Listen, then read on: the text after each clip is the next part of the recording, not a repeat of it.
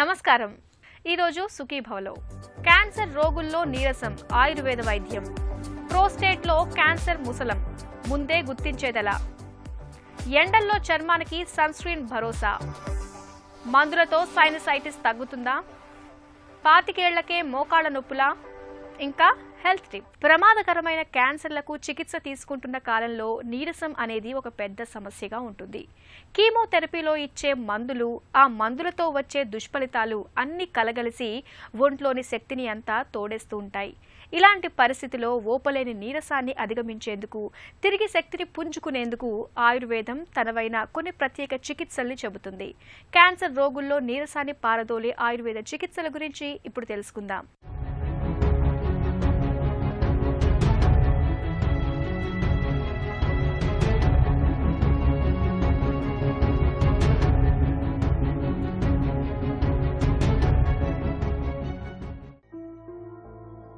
Cancer మనిషిని మెల్లమెల్లగా మృత్యుముఖం వైపు తీసుకెళ్లే మొండి జబ్బు. అయితే కీమోథెరపీ, రేడియేషన్ వంటి చికిత్సల సాయంతో ఇవాళ మహమ్మారి క్యాన్సర్ను చాలా తేలికగా జయించవచ్చు. అయితే వచ్చిన చిక్కల్లా ఏంటంటే, క్యాన్సర్తో బాధపడుతున్నప్పుడు కీమో, రేడియేషన్ చికిత్సల్ని తీసుకుంటున్న కాలంలో శారీరకంగా, మానసికంగా రకరకాల సమస్యలు చుట్టుముడుతుంటాయి. శరీరమంతా నీరసంగా ఉంటుంది. నిస్సత్తువతో కూలబడుతుంటారు. క్రమంగా బరువు తగ్గుతూ బక్కచిక్కిపోతుంటారు. క్యాన్సర్ కారణంగా వచ్చి పడే ఈ అంతులేని నీరసాన్ని అధిగమించేందుకు ఆయుర్వేదం తనదైన ప్రత్యేక చికిత్సను చెబుతోంది. క్యాన్సర్ సమస్యకి ఏంటంటే, ఆ సమస్య ఉన్నప్పుడు శరీరంలో రకరకాల మలినాలు తయారవుతుంటాయి. ఆ మలినాలన్నీ బయటకు పోయేలాగా చూసుకోవాలి. దానికోసం ఏంటంటే, ఆహారంలో పూర్తిగా తేలికగా అరిగేటువంటి ఆహారాలు తీసుకోవాలి. తేలికగా అరిగే ఆహారాలు తీసుకున్నట్టయితే కనుక జీర్ణశక్తి బాగుంటుంది. జీర్ణమయ్యాక మలినాలు పేరుకోకుండా ఉండడానికి కూడా అవకాశం ఉంటుంది. అంటే తేలికగా అరిగే ఆహారాలు అంటే మరీ గరం మసాలాలు అవి ఏం వేయకుండా చక్కగా ఉడకపెట్టి వండినటువంటి కూరలు, ఆకుకూరలు, కాయగూరలు, అంటే మనకి బీర, పొట్ల, సొర ఇలాంటి కాయగూరలన్నీ కూడా చాలా తేలికగా అరుగుతుంటాయి. క్యారెట్ అవి కూడా చక్కగా ఉడకబెట్టి తీసుకోవచ్చు. అలాగే వెజిటబుల్ జ్యూసెస్, టొమాటో రసం కానివ్వండి, క్యారెట్ రసం, బీట్రూట్ రసం, ఇలాంటి రసాలు కూడా శరీరంలో ఉండేటువంటి మలినాలు పోవడానికంటే ఒక యాంటీ ఆక్సిడెంట్గా ఉపయోగపడతాయి కనుక కీమోథెరపీలో వచ్చేటువంటి నీరసాన్ని తగ్గించుకుందుకు ఇవన్నీ కూడా సహకరిస్తాయి. అలాగే డ్రై ఫ్రూట్స్, రోజు కొంచెం పరిమితంగా డ్రై ఫ్రూట్స్ అవి తీసుకుంటూ ఉంటే శక్తివంతమైన కొత్త కణాలు పుట్టడానికి కూడా అవకాశం ఎక్కువగా ఉంటుంది. ఇంకా ఏంటంటే, తీసుకునేటువంటి ఆహారంలో కొంచెం ఎండు ద్రాక్ష, ఎండు ఖర్జూరం లాంటివి కూడా తీసుకుంటూ ఉండాలి. విశ్రాంతి, చక్కటి విశ్రాంతి తీసుకోవడం కూడా చాలా అవసరము. మామూలుగానే క్యాన్సర్ అనగానే కొంచెం మానసికంగా బలహీనత వస్తూ ఉంటుంది. దానికి తోడు ఈ కీమోథెరపీ అది జరుగుతున్నప్పుడు వాటి ప్రభావం వల్ల కూడా కొంచెం మనసు బలహీనం అవుతూ ఉంటుంది. అయితే మనసు అనేది చాలా ఇంపార్టెంట్. దానికోసం ఏంటంటే, ప్రతిరోజు కొంచెం భగవంతుడికి సంబంధించినటువంటి భజనలు అవి చేయడం కానీ, సంగీతం వినడం కానీ, మంచి పుస్తకాలు చదవటం, అంటే దీనికి సంబంధించినటువంటి పుస్తకాలు చదవటం కానీ చేస్తూ ఉంటే ఏంటంటే మానసిక శక్తిని పెంచుకోవచ్చు.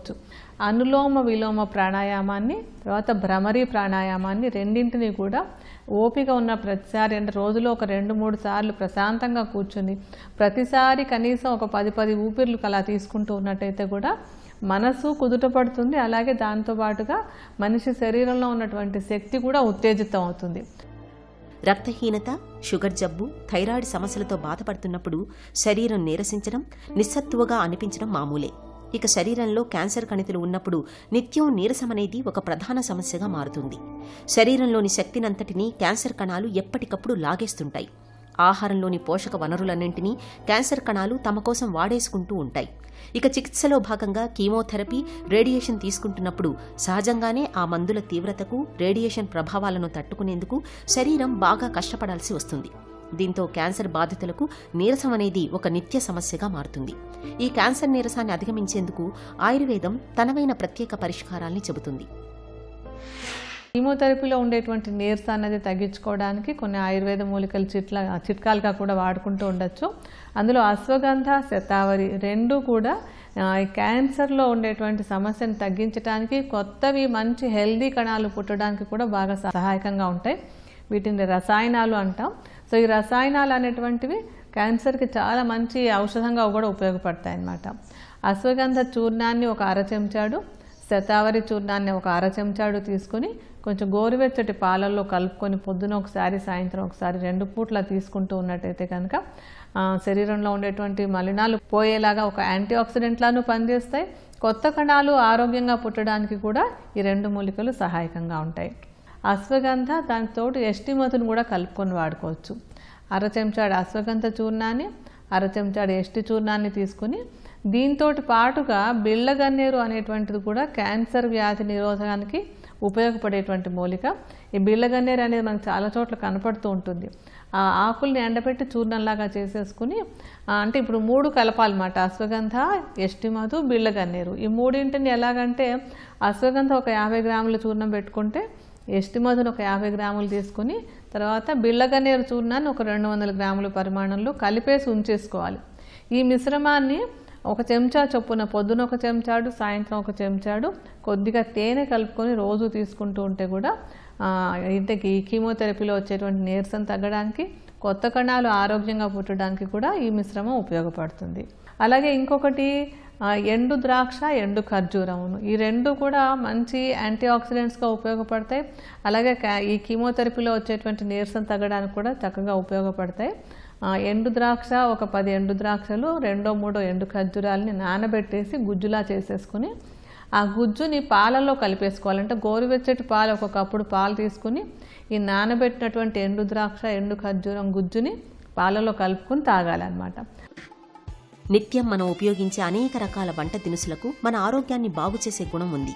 ముఖ్యంగా పసుపులోని కుర్క్యుమిన్ అనే రసాయనానికి క్యాన్సర్ను నయం చేసే గుణం ఉన్నట్లు అనేక పరిశోధనలు కూడా రుజువు చేస్తున్నాయి. క్యాన్సర్ బాధితులు పసుపును వంటల్లో ఎక్కువగా వాడుకోవడం మంచిది.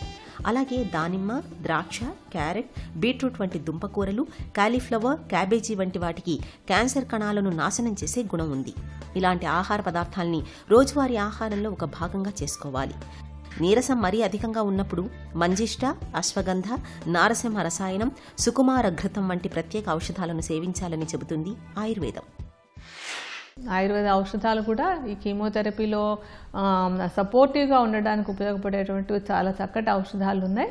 అందులో ఏంటంటే భల్లాతక రసాయనం అని, ఆరోగ్యవర్ధిని వటి, తర్వాత పంచతిక్త గుగ్గులు ఘృతం, స్వర్ణమాలిని వసంత రసం, ద్రాక్షాది రసాయనం, అశ్వగంధ రసాయనం, శతావరి లేహ్యం, ఇలాంటివన్నీ కూడా చాలా చక్కటి రసాయన ఔషధాలని డాక్టర్ల పర్యవేక్షణలో తీసుకుంటూ ఉంటే ఈ కీమోథెరపీ జరుగుతూ ఉన్నప్పుడు సపోర్టివ్గా వీటిని వాడుకోవడం ద్వారా బలహీన పడకుండా తొందరగా రికవర్ అవ్వడానికి ఇవన్నీ కూడా సహాయపడతాయి.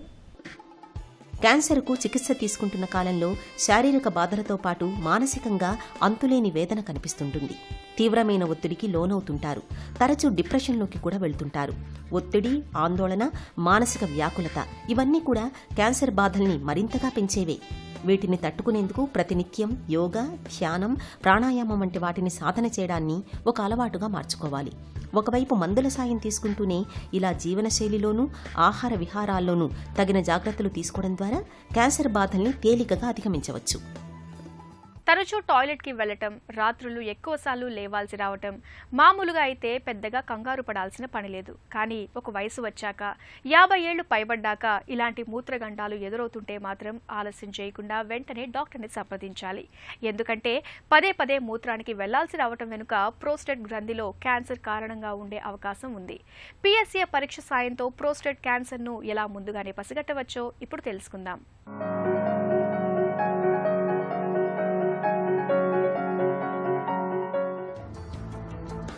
ప్రోస్టేట్ క్యాన్సర్ జీవితపు ఆఖరి మజిలీలో పురుషుల పాలిట ప్రాణాంతకంగా పరిణమిస్తూ ఉంటుంది.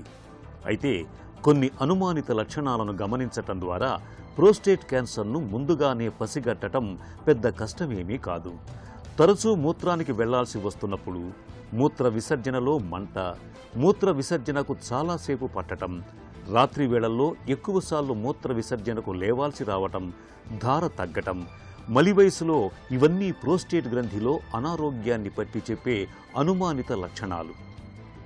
ఇలాంటప్పుడు తరచూ ప్రోస్టేట్ స్పెసిఫిక్ యాంటీజెన్ అనే పరీక్షను తరచూ చేయించుకుంటూ ఉండాలి. రక్తంలో PSA శాతాన్ని బట్టి ప్రోస్టేట్ గ్రంథిలో క్యాన్సర్ ఆనవాళ్లను ముందుగానే గుర్తించి తగిన చికిత్సతో పాటు నివారణ చర్యలు తీసుకునే అవకాశం మనకు ఉంటుంది. వేసవిలో కాసేపు అలా ఎండకు తిరిగితే చాలు చర్మం అంతా కమిలిపోయి నల్లగా మారిపోతూ ఉంటుంది. తీవ్రమైన ఎండల నుంచి చర్మాన్ని కాపాడుకునేందుకు మనలో చాలా మంది రకరకాల సబ్బుల్ని, క్రీముల్ని వాడుతూ ఉంటారు. నిజానికి వీటన్నిటికన్నా సన్ స్క్రీన్ లోషన్లు వాడుకోవటం చాలా మేలు. సన్ ప్రొటెక్షన్ ఫ్యాక్టర్ ఎక్కువగా ఉన్న సన్ స్క్రీన్ లోషన్లను ఎంపిక చేసుకుని వాడుకోవటం ద్వారా వేసవిలో చర్మాన్ని ఎలా కాపాడుకోవచ్చో, సన్ స్క్రీన్ లోషన్ల వాడకం ఎలా ఉండాలో ఇప్పుడు తెలుసుకుందాం.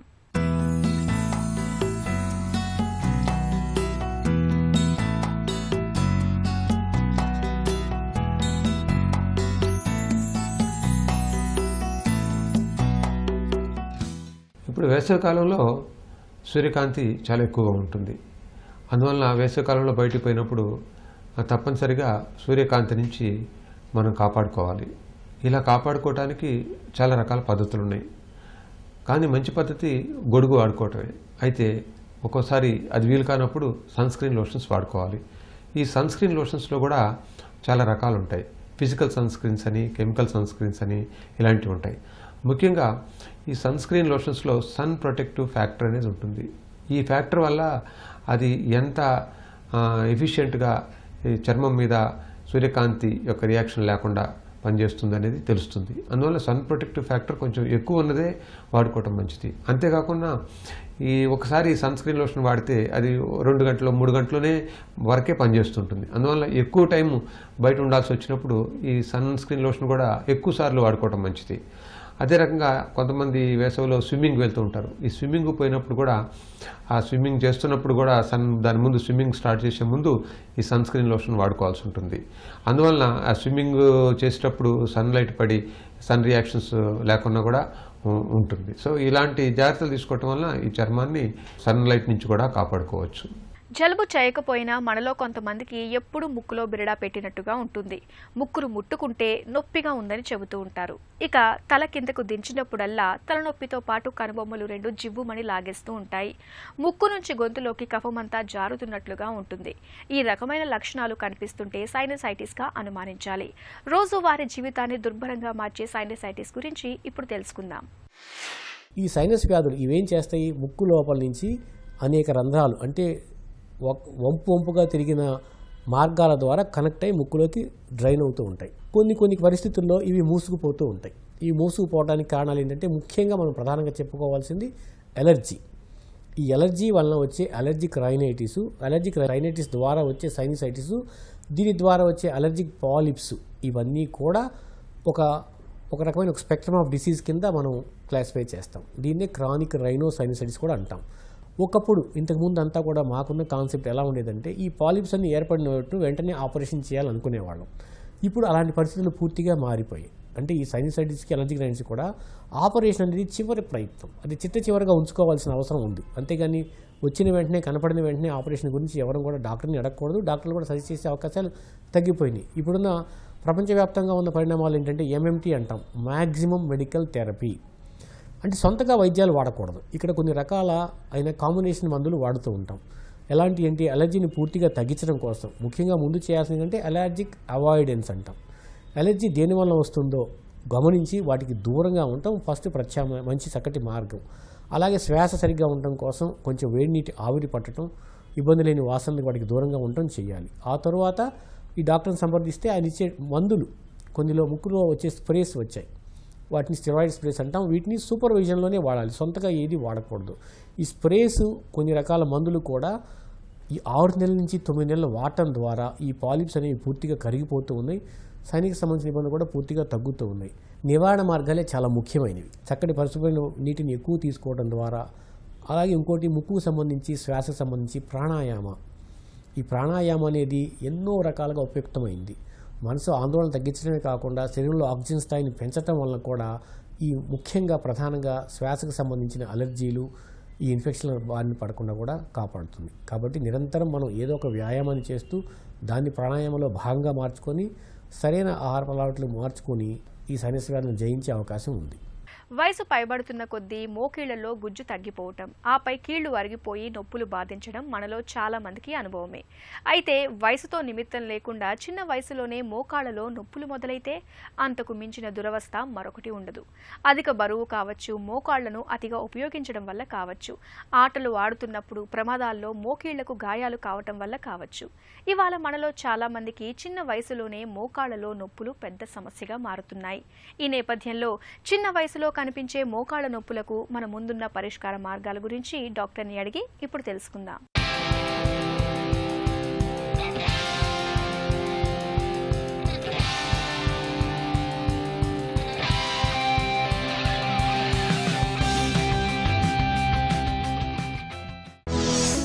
పాతికేళ్ల వయసుకే మోకాళ్ల నొప్పులు ఎందుకొస్తున్నాయి? చాలామంది పీపుల్ సాఫ్ట్వేర్ ఇంజనీర్ జనరల్ పబ్లిక్లో ఎక్సర్సైజ్ లేక ఒకటి దగ్గర కూర్చొని వర్క్ చేసుకొని మసిల్స్ వీక్ అయి knee pain symptoms, back pain symptoms చాలా తెలుస్తున్నాయి. సో కొంచెం ఎక్సర్సైజ్ చేసి, ఫిజియోథెరపీ చేసి, యాక్టివ్గా ఉండి మనం చేస్తే ఈ పెయిన్స్ అవన్నీ చాలా తక్కువ ఉంటాయి. మోకీళ్లలో కార్టిలేజ్ దెబ్బతినటానికి కారణాలేంటి? యంగ్ పీపుల్లో ఎప్పుడన్నా స్పోర్ట్స్ ఇంజరీ ఆడినప్పుడు, లేకపోతే ఎక్కువ ఓవర్ వెయిట్ ఉన్నప్పుడు కొన్ని parts of the cartilage damage కావచ్చు. ఆ కార్టిలేజ్ డ్యామేజ్ అయినప్పుడు నీ పెయిన్స్ వస్తాయి. బట్ దట్ ఈస్ చాలా చాలా అన్కామన్ అండి. జనరల్లో మనం ఒక 100 మంది పేషెంట్స్ చూస్తే ఒకరికో ఇద్దరికో కార్టిలేజ్ డ్యామేజ్ ఉంటుంది. మిగతా 98% కార్టిలేజ్ డ్యామేజ్ ఉండదు. జస్ట్ మసిల్ వీక్నెస్, కొంచెం లైఫ్ స్టైల్ చేంజెస్తో వాళ్ళకి పెయిన్స్ చాలా మటుకు తగ్గుతుంది. ఇప్పుడు కింద ఎక్కువ కూర్చున్నా కానీ, మెట్లు ఎక్కువ దిగేది చేసినా కానీ నీ పెయిన్స్ ఉన్నప్పుడు నీ క్యాప్ దగ్గర అంటే మోకాలు చిప్ప దగ్గర కార్టిలేజ్ వెనకాల పార్ట్ కొంచెం సాఫ్ట్ కావచ్చు. అది డ్యామేజ్ అనలేం కానీ దట్ ఈస్ ఓవర్ స్ట్రెయిన్ అనేది. అది నార్మల్గా మనం ఎక్సర్సైజ్ చేసి, కొంచెం ఫిజియోథెరపీ ఎక్సర్సైజ్ చేసి, లైఫ్ స్టైల్ చేంజ్ చేస్తే ఆ కార్టిలేజ్ మళ్ళీ హీల్ అయిపోతుంది. కార్టిలేజ్ దెబ్బతినటంతో వచ్చే మోకాళ్ల నొప్పులకు పరిష్కారం ఏంటి? కార్టిలేజ్ డ్యామేజ్ అనేది మనం ఫస్ట్ ఎంఆర్ఐ స్కాన్ ఆర్ ఆర్థ్రోస్కోపీలో డయాగ్నోస్ చేస్తాం. దానికి గ్రేడింగ్స్ ఉంటాయి. సో కార్టిలేజ్ మనకు స్టేజ్ 1 to stage 4 ఆర్థరైటిస్ అన్నట్లు, కానీ cartilage also stage 1 to stage 4 defects ఉంటాయి. ఎర్లీ స్టేజెస్ ఉన్నప్పుడు స్టేజ్ 1, స్టేజ్ 3లో physiotherapy exercises avoiding over strain, దానిపైన ఆ కార్టిలేజ్ పైన ఏ యాక్టివిటీస్తో స్ట్రెయిన్ పడుతుంది అవాయిడ్ చేస్తే స్లోగా అది హీల్ అయ్యే ఛాన్స్ ఉంటుంది. సో రన్నింగ్, జంపింగ్, కింద కూర్చుండేది, football, sports activities early cartilage ఇంజరీస్లో అవాయిడ్ చేసి అవి హీల్ అవుతాయి, రికవరేట్ అవుతాయి. పర్సే మెడిసిన్స్ అయితే చాలా ఉన్నాయి. Cartilage medicines, collagen medicines, glucosamine, డైసరిన్ అన్నీ ఉన్నాయి మార్కెట్లో. బట్ ఎక్కడా కానీ స్టడీలో ప్రూవ్ కాలేదు దట్ ఈ కార్టిలేజ్ మెడిసిన్స్ వాడితే మనకు కార్టిలేజ్ మళ్ళీ రీజనరేట్ అవుతుందని. బట్ మన ప్రాక్టీస్లో చూసేదైతే పేషెంట్స్కి ఆ మందులు ఇస్తే అరౌండ్ 10 to 20% ఇంప్రూవ్మెంట్ ఉంటుంది సిమ్టమాటిక్లీ. సో పూర్తిగా డ్యామేజ్ అయిన కార్టిలేజ్ అయితే మందులతో రాదు. ఇట్ హ్యాస్ టు బి మనం సర్జరీనే అవసరం పడుతుంది. బట్ ఏ సర్జరీ చేయాలన్నా కానీ దానికి చాలా వేరే ఆప్షన్స్ ఉంటాయి. అవి మనం డాక్టర్తో డిస్కస్ చేసి ఆలోచించాలి. సర్జరీతో దెబ్బతిన్న కార్టిలేజ్ను బాగు చేసే అవకాశం ఉందా? స్పోర్ట్స్ ఇంజరీస్ అయితే, ఏమైనా యాక్సిడెంట్ అయితే దానికి సర్జరీ అవసరం పడితే చేయాలి. కానీ మిగతా 99% పేషెంట్స్ మోకాళ్ళ నొప్పులు, యంగ్ పీపుల్కి నొప్పులు ఉన్న వాళ్ళకి, అన్లెస్ వాళ్ళకి ఆబ్వియస్లీ కీళ్ళవాతం ఉంటాయి, అది చాలా రేర్. సో కీళ్ళవాతం ఉంటే కీళ్ళవాతం డాక్టర్ని కలిసేసి రక్త పరీక్షలు చేసి కీళ్ళవాతం ట్రీట్మెంట్ తీసుకోవాలి. బట్ రిమైనింగ్ మనకు ఉండే 99% పేషెంట్స్కి life style change, exercise, muscle strengthening exercise. ఇప్పుడు నీ చుట్టూ ఉండే మసిల్స్, హ్యామ్స్ట్రింగ్, క్వాడ్రిసెప్స్ మసిల్స్ ఉంటాయి. దాన్ని మనం స్ట్రెంథన్ చేసుకుంటే చాలా మటుకు నీ మీద లోడ్ తక్కువ అవుతుంది. అండ్ ఆల్సో చాలామంది పేషెంట్స్ అడుగుతుంటారు, సార్ నాకు నీ పెయిన్స్ ఉంటే వాకింగ్ చేయకూడదు, రన్నింగ్ చేయకూడదు అని. But there is no proof that మనం వాకింగ్, రన్నింగ్ చేయకూడదు అని. నొప్పి ఉన్నప్పుడు ఒక 1 week, 10 days, 2 months వరకు రెస్ట్ తీసుకోవచ్చు. దాని తర్వాత వాకింగ్ చేసే మూలంగా మోకాళ్ళు ఇంకా అరుగుతాయి అనేది తప్పు. There is no wear and tear walking చేస్తే. ఆబ్వియస్లీ వాకింగ్ చేసినప్పుడు మనం కేర్ఫుల్గా స్పోర్ట్స్ షూస్ వేసుకొని, ఏదైనా మనం సిమెంట్ రోడ్ అవాయిడ్ చేసేసి మట్టి రోడ్, పార్క్లో ఎక్కడైనా వాకింగ్ చేస్తే లాంగ్ టర్మ్లో ఇంపాక్ట్ తక్కువ ఉంటుంది. So the only successful methods మనకు మోకాళ్ళ నొప్పులు తగ్గియాలా యంగ్ ఏజ్లో అంటే weight control, physiotherapy exercises and over strain అయ్యే యాక్టివిటీస్ చేయకూడదు. యుక్త వయసులో మోకాళ్ల నొప్పులకు కీలు మార్పిడి ఎప్పుడు? నీ రీప్లేస్మెంట్ సర్జరీ మనం ఎప్పుడైనా కానీ వాడేది ఓన్లీ టర్మినల్ స్టేజ్ ఆర్థరైటిస్లో, అంటే స్టేజ్ 4 2 ఎముకలు పూర్తిగా డ్యామేజ్ అయ్యి కార్టిలేజ్ 100% డ్యామేజ్ అయినప్పుడు నీ రీప్లేస్మెంట్ గురించి ఆలోచిస్తాము. అది మనకు బిలో ద ఏజ్ ఆఫ్ 50 చాలా రేర్ వచ్చేది. లెటెస్ సే 1 in 200 పేషెంట్స్కే బిలో ద ఏజ్ ఆఫ్ 50 వచ్చేది. అది కీళ్ళవాతం లాంటి పేషెంట్స్ ఉంటే, rheumatoid arthritis, seronegative arthritis, psoriatic arthritis, అట్లా ఆర్థరైటిస్ ఉన్న వాళ్ళకే మనం యంగ్ ఏజ్లో సర్జరీ చేసేది. అట్లా ఆర్థరైటిస్ లేనప్పుడు, సపోజింగ్ ఏజ్తో పాటే అరుగుదల వచ్చినప్పుడు we try to avoid surgery much as possible 50-55 years వరకు. యుక్త వయసులో మోకాళ్ల నొప్పులను ఎలా నివారించుకోవాలి? Main precautions are weight control. Weight పెరిగే కొద్దీ ఆ నీ మీద లోడ్ ఎక్కువ పడుతుంది, దాని మీద స్ట్రెయిన్ ఎక్కువ పడుతుంది. Studies have been done. మనం ఒక 10% వెయిట్ తగ్గగలిగితే నీ మీద లోడు, నీ పెయిన్ 50% వరకు తగ్గుతుంది. మనకు యాక్టివిటీస్ వరకు అయితే వాకింగ్ తిరిగే దాంట్లో దెర్ ఇస్ నో ప్రాబ్లం, నీలో ఏం స్ట్రెయిన్ పడదు. Occasional running also is no problem, no problem.